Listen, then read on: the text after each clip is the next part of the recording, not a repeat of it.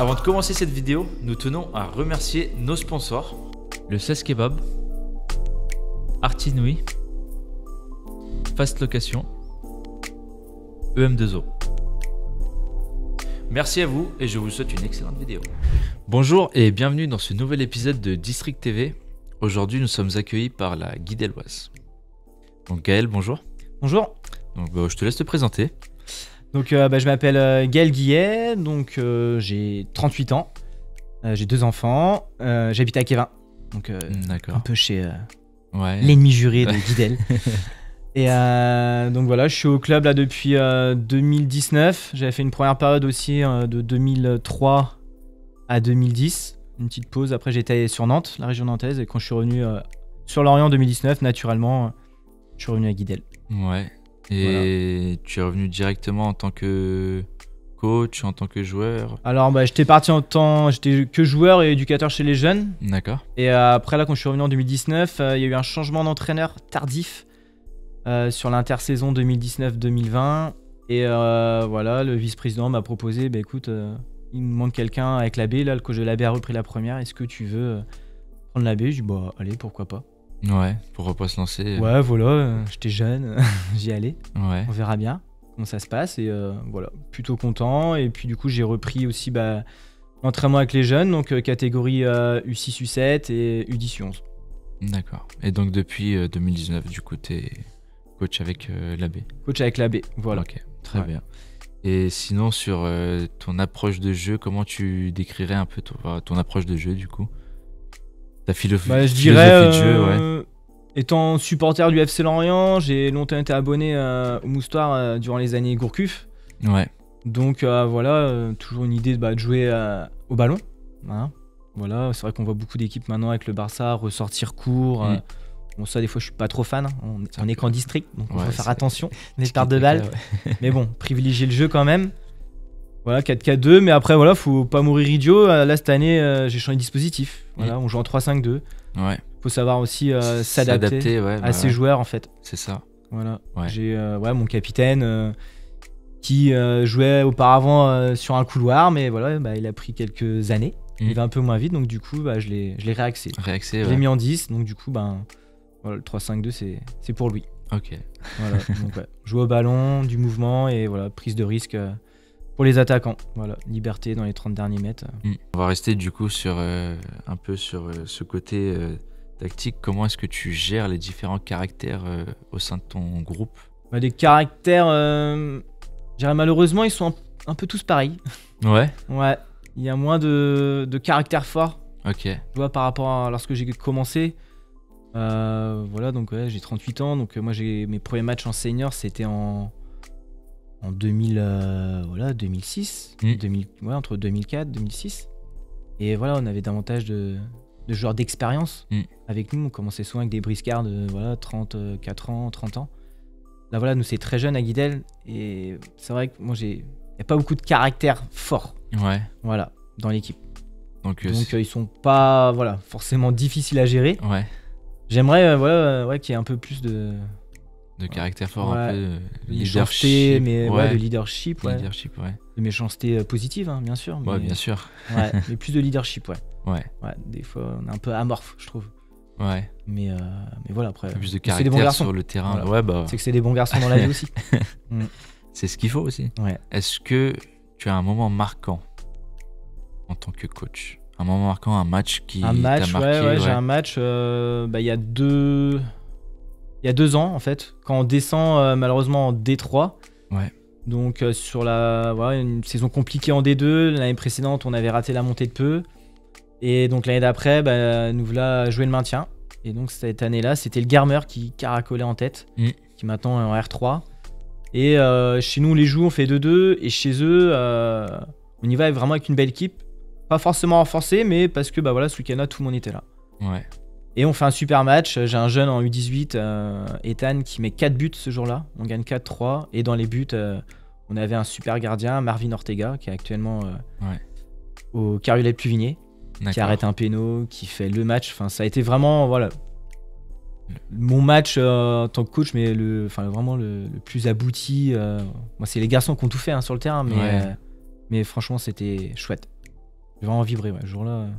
Franchement, vraiment pris du plaisir. Sur un 4-3 comme ça, c'était canon. Gagné chez le premier, ce qui c'était sûr de monter déjà. Et au final, derrière, on gagne ce match-là, mais après, il restait 2 matchs, on est quand même descendu. Quand même, la descente a quand même été là. Bah écoute, je te remercie Gaël. Merci à vous. Et puis, merci d'être venu. Ouais, je vous souhaite une bonne continuation, une bonne saison. Ça marche. Puis merci. À bientôt. Ouais, à bientôt. Merci. Bonjour Pierre. Bonjour. Je te laisse te présenter. Donc Pierre-Gaël Cardeluet, j'ai bientôt 58 ans. Je suis originaire de Pleumeur. J'ai commencé en jeune au foot à Pleumeur. Après, j'ai fait différents sports. Était du basket et autres. D'accord. Et je me suis redirigé vers le football et je suis venu à la Guidelloise lorsque j'avais à peu près 18 ans. J'ai joué en senior à la Guidelloise pendant 28 saisons. 28 saisons. Donc, principalement en équipe B et C. Et du coup, ça m'a permis d'avoir une expérience de foot intéressante et de me dire que effectivement au bout d'un moment où il fallait arrêter de jouer, d'avoir une certaine continuité avec les fonctions de dirigeant. Et qu'est-ce qui t'a amené du coup en fait à prendre ce rôle de dirigeant ? Qu'est-ce qui t'a motivé ? Alors déjà, le club nous avait sollicité lorsqu'on était jeunes joueurs à essayer d'impliquer quelques joueurs dans la vie du club. Donc assez tôt, je suis rentré au bureau pour des fonctions de logistique, des fonctions de gestion à la fois d'approvisionnement de boissons, de différents types d'approvisionnement, pour intégrer aussi ce qu'était la vie du club et le fonctionnement, aussi bien des structures jeunes que des fonctionnements, comme je disais, plutôt axés logistiques. Et après, naturellement, quand j'ai arrêté de jouer, je voulais continuer à forcément être dans la vie du club. Et alors pourquoi des fonctions dirigeants et pourquoi notamment en soutien de Gaël dans l'équipe B où on est 2 à 3 dirigeants, on tourne à peu près à 3 en fonction des besoins. Parce que c'est aussi une continuité de la vie entre guillemets de footballeur, où on reste quand même au contact des équipes, des jeunes, je dirais un peu de l'odeur du vestiaire et le fait d'avoir une assistance sur le terrain, alors soit en tant qu'arbitre assistant ou soit en tant que dirigeant, ça reste d'être proche de la technique, sans avoir les contraintes non plus des entraînements et de la contrainte que, comme on l'a dit avant avec Gaël, d'un coach qui a un autre type d'engagement, quoi. Et actuellement, quelles sont tes responsabilités ou les tâches que tu occupes ? Alors, j'ai eu des tâches, encore un petit peu, mais c'est principalement Didier Foulet qui les occupe maintenant au sein du club sur tout ce qui était lié au sponsoring. J'ai eu pendant quelques années avec certains investissements auprès à la fois des artisans locaux, des commerçants locaux et des acteurs qui gravitent autour du club. Et là, donc, c'est principalement Didier qui a mis en place donc, dans notre nouvelle structure, là maintenant, au niveau du nouveau stade, à la fois des structures panneaux avec les commerçants et une animation de club sponsoring avec nos annonceurs. Et donc du coup maintenant en tant que dirigeant c'est principalement axé sur le soutien de Gaël au sein de l'équipe B.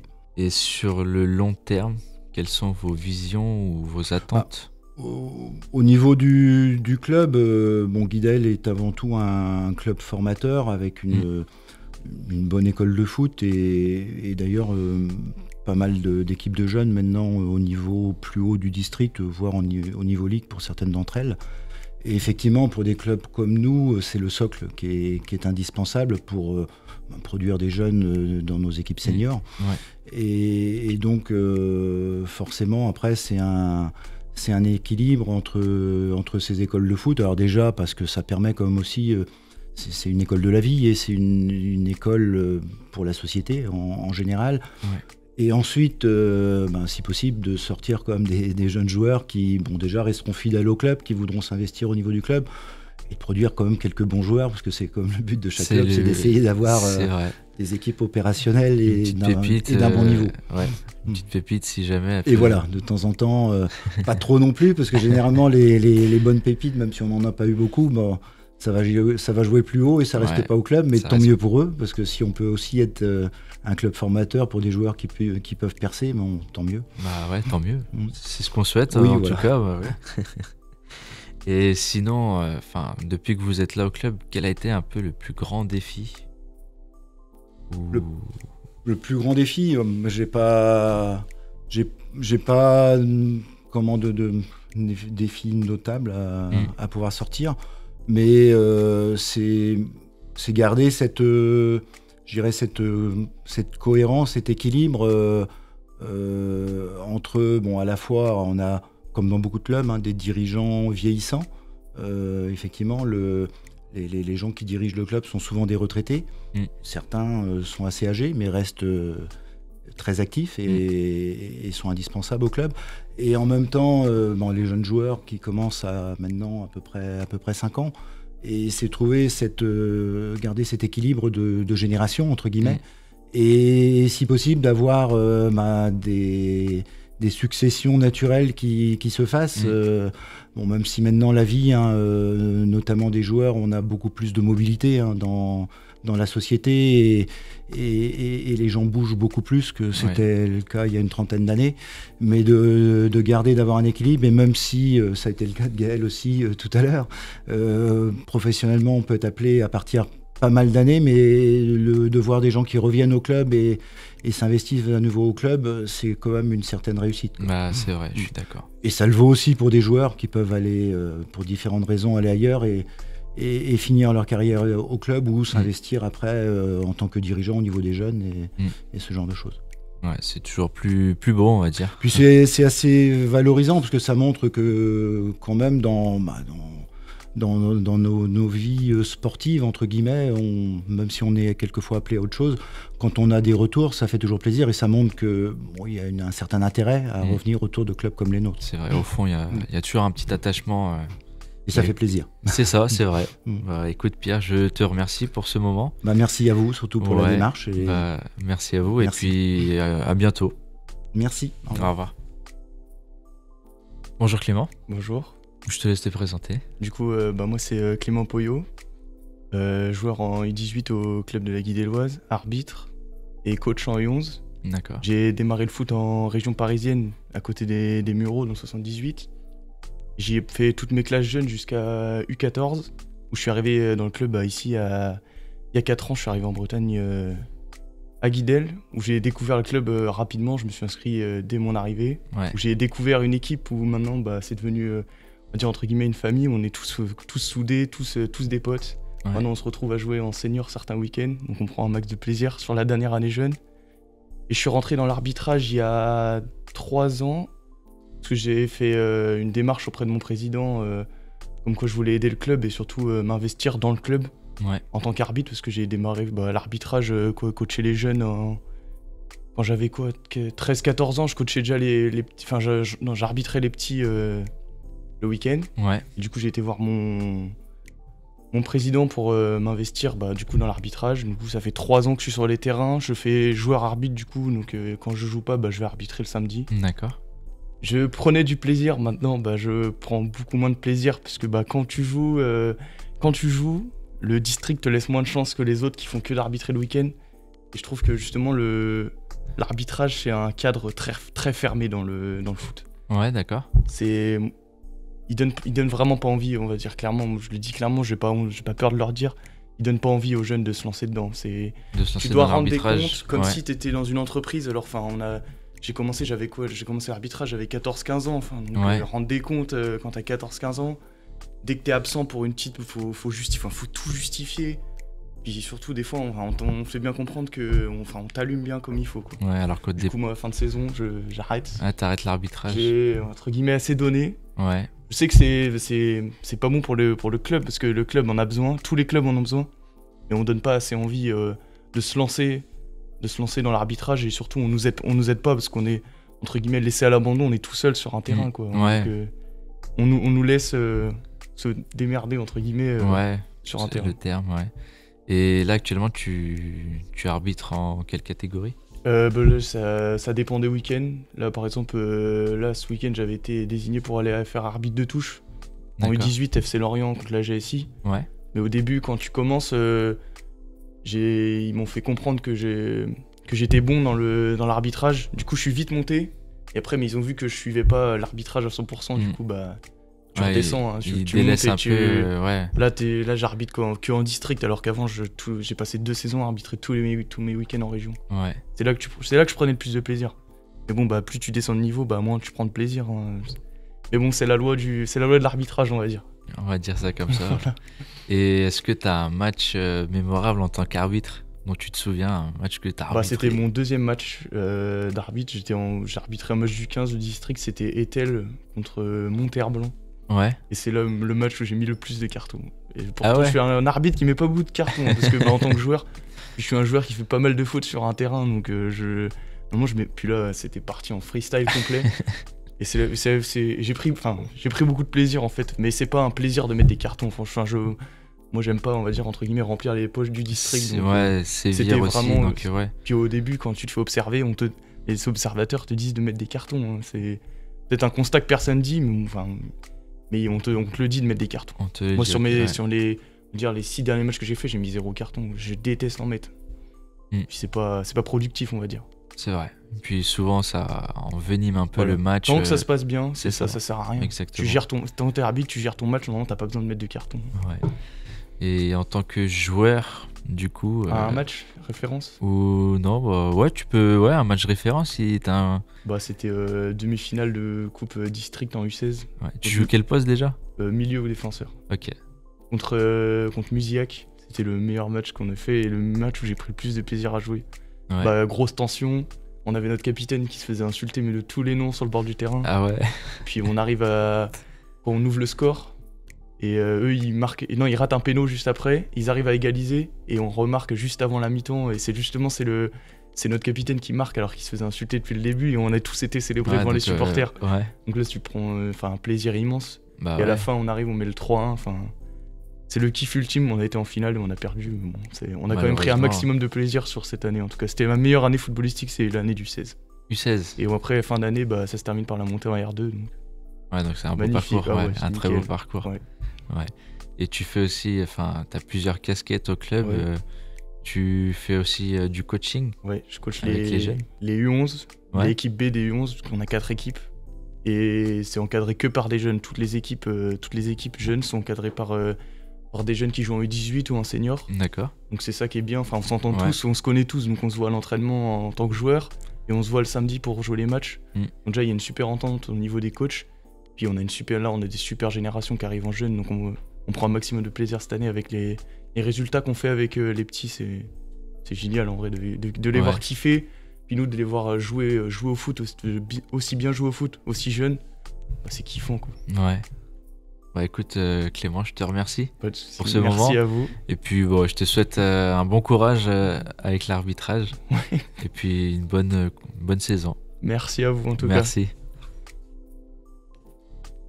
Maël, bonjour. Bonjour. Je te laisse te présenter. Alors du coup moi je m'appelle Maël, j'ai 22 ans. Et je suis licencié au club de la Guidelloise depuis mes 12 ans. Ma première licence c'était à 12 ans. D'accord. Parce qu'en fait j'ai vécu en Espagne pendant les 12 premières années de ma vie. Ok. Et je suis arrivé en France du coup en 6e. Donc j'ai fait ma première licence ici parce que ma mamie elle habitait à Guidel justement. Ouais. Et donc après j'ai continué jusqu'à mes 15 ans en U15. Et c'est là que j'ai aussi commencé, je fais du foot freestyle à côté. D'accord. Et petit à petit, j'ai bien aimé aussi ce sport-là. Et à un moment, il fallait faire un choix. J'avais pas le temps pour tout faire. Donc forcément, j'ai décidé d'aller vers le freestyle. D'accord. Donc j'ai mis entre guillemets en pause ma carrière de footballeur. Et j'ai fait pas mal de compétitions dans le freestyle. Et au bout d'un moment, je me suis rendu compte aussi que c'était pas forcément le fait d'être tout seul. C'est pas quelque chose qui me plaisait sur le long terme. Et donc j'ai réduit un peu les compétitions de freestyle. D'accord. Et c'est là que je me suis dit pourquoi pas reprendre le foot. Donc j'ai fait ma première licence senior à l'âge minimum, j'avais 18 ans, à Guidel. J'ai fait 2 ans, on a fait la montée de D1 à R3, on a fait une première très belle saison en R3, et ensuite je suis parti à l'US Tréguin pendant 1 an et demi, et je suis revenu cette année. De retour Voilà, cette c'est année. ça. Qu'est-ce que ça fait de faire partie de la Guidelloise? Alors la Guidelloise, c'est mon club depuis tout petit, hein, donc forcément Ouais. c'est un peu le club de cœur. Moi j'ai toujours dit j'avais 2 clubs de cœur, c'est mon club en Espagne, qui s'appelle Borassa, Ok. et la Guidelloise. Donc D'accord. forcément quand tu fais tes premières licences au club, c'est toujours... moi c'était un bonheur de pouvoir revenir jouer avec les potes, et moi c'est cette ambiance-là que j'adore, c'est pour ça que je suis revenu, c'est le fait que en senior c'est vraiment une bande de copains avant d'être une équipe de foot. Et ça se ressent sur le terrain aussi. Donc on est très jeunes pour la plupart. Il y a de moins en moins de vieux.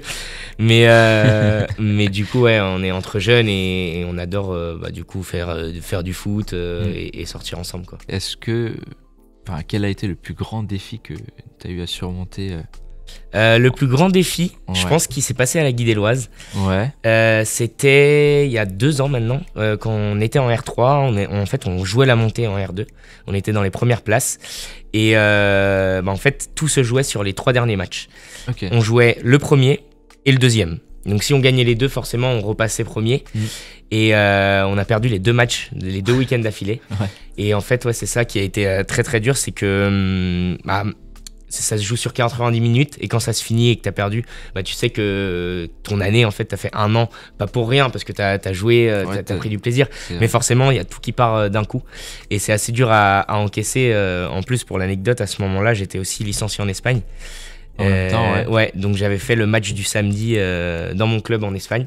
J'avais pris l'avion le dimanche matin, j'étais venu jouer. Ah ouais. Sauf qu'avec mon club en Espagne, on jouait le maintien.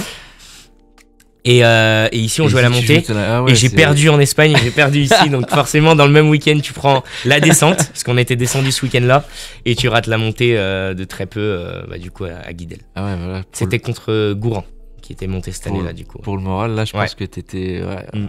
ça devait pas être facile. Est-ce que t'as un match référence, un match mémorable? Ouais, je pense qu'il y en a quand même quelques-uns. Par exemple, à la Guidelloise, je pense forcément à la première année en D1. Parce qu'on avait vraiment... c'était la première année qu'on jouait tous ensemble, entre potes. Et on a fait une saison invaincue. Donc forcément, tu finis le championnat en juin-juillet et t'as pas perdu un seul match de la Zéro saison. défaite, ouais, C'est incroyable. Et on a fait quelques très bons matchs. Je pense au match contre Codan, qui avait une très belle équipe aussi, et on avait été les gagner là-bas. C'était le match pour la montée, en fait. Si on gagnait, du coup on montait, et c'était un très beau match. Mais mon plus beau souvenir dans le foot amateur, en tout cas, Ouais, moi c'était à l'US Tréguin. d'accord. L'an dernier, quand je suis arrivé, en fait c'était mon premier match de championnat, et c'était avec la R1, et on avait été joué à Concarneau. Ok. Sauf que du coup, Concarneau à ce moment-là était en Ligue 2, donc ils avaient plus le droit d'utiliser leur stade. Ouais. Donc ils laissaient le stade à leur équipe B. Donc en fait, premier match de championnat, c'était le 28 août ou un truc comme ça. Et du coup, on a joué sur la pelouse de la Ligue 2, enfin du coup de la nationale maintenant, mais la pelouse incroyable, les vestiaires, ça a rien à voir avec nos vestiaires à nous, quoi. C'est vraiment des vestiaires comme en pro. Et c'était un souvenir vraiment incroyable. Il y avait 1000 personnes au match. En plus, Donc, le gradin était, je vais pas dire rempli parce que c'est un grand stade, mais il y avait beaucoup de monde. Et en plus, ils étaient quand même favoris sur le papier, et on a réussi à s'imposer du coup chez eux. 2-1, on a gagné. sur le Et gâteau. c'était très dur parce que c'est une très très belle équipe, et en fait on a fait que défendre tout le match, 4-4-2 en bloc, ça bascule, et on a réussi à gagner.